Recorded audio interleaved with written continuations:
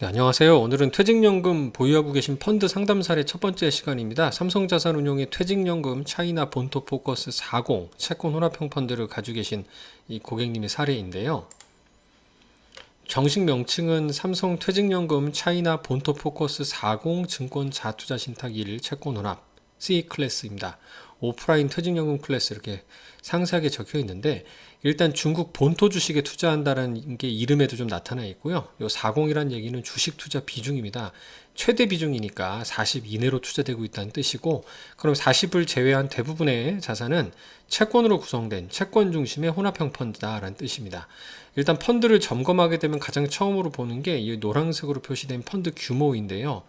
펀드 규모가 줄어든다는 거는 이제 보유하고 있는 자산을 팔아서 줘야 되는 상황이 발생한다는 거기 때문에 장기 투자에 힘들다라는 뜻이기도 하고, 또 투자자들이 외면하고 있다는 뜻이기도 한데, 2016년 이래로 보면 꾸준히 감소하는 모습, 2021년 말에 잠깐 반등했지만 그마저도 다시 이제 빠져나가는 모습이 좀 보이는 거는 좀 좋지 않은 신호입니다.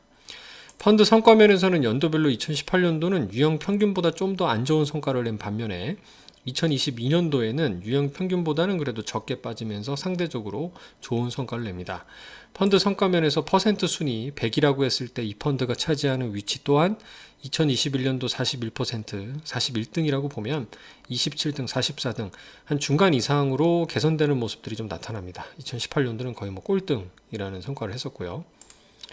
이 보유자산 측면에서는 중국 본토 위주로 투자한다고 말씀을 드렸고, 그 주 투자 비중은 31.9%라는 게 지난 3월 말 기준 통계입니다.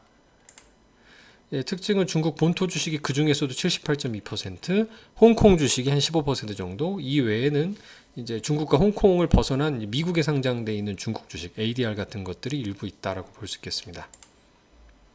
상위 10종목의 현황인데요. 3월 말 기준으로 멀천트뱅크 같은 초상은행, 그다음에 그리전기, 뭐 질이라고 중국말로 읽을 수 있는데 최대의 뭐 에어컨 회사죠. 하이얼 가전회사입니다. 하이얼 스마트홈이라고 하는 계열사이고요. 우량액 이빈이라는 회사도 오량액이라는 그 백주 회사죠.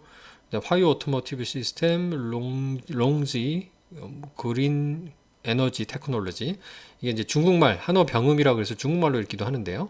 일단 뭐 중국 석유도 보이고, 화동 메디신, 뭐 헬스케어 바이오 제약사도 보입니다. 광저우 주장 브루어리라고 하는 이제 주장 맥주 회사입니다. 그리고 중국 최대의 유제품 회사인 몽골리아 이리 같은 회사들, 대부분 중국 대표 종목들로 구성이 되어 있고요.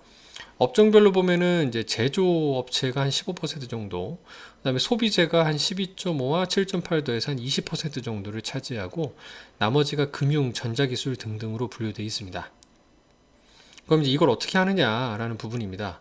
뭐 보유하고 있는 종목의 성격이나 특징으로 봤을 때는 뭐 특별히 이렇게 위협을 받는 주식, 뭐 예를 들어 미중 무역 분쟁에 타격을 받는 주식 같은 전자기술 비중이 뭐 너무 많이 들어가 있다고 보긴 좀 어려우니까 좀 제한적인 것 같고요. 그럼 이런 솔루션으로 봤을 때 첫 번째는 보유할지 말지에 대한 부분인데, 저는 일단 보유하는 걸 추천을 드려봅니다. 왜냐하면 중국은 그동안 미국 대비 덜 올랐다는 아주 단순한 논리일 수도 있는데요. 최근 5년간 주가의 추이를 보시게 되면은 파란색이 미국의 S&P 500입니다. 한 거의 50% 넘는 상승을 보인 반면에 CS300이라고 하는 중국 본토 주식의 대표 인덱스 지수는 뭐 고작 한 뭐 똔똔이 수준이죠. 1%가 채 오르지 않은 수준입니다.